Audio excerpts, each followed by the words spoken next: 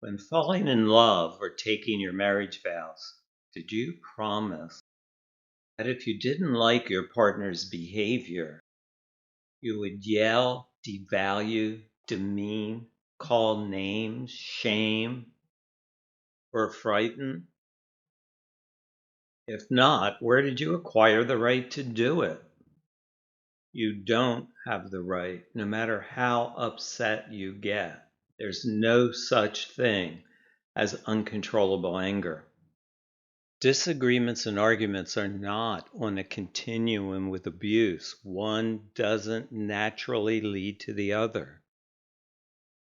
You have a right to assert your preferences and opinions, but not to devalue, demean, intimidate, or evoke fear or shame. Try not to label behaviors or call them abusive. Arguing about the label, whether the behavior is abusive or not, obscures the crucial fact that it hurts. The standard for relationships should not be whether they're abuse-free.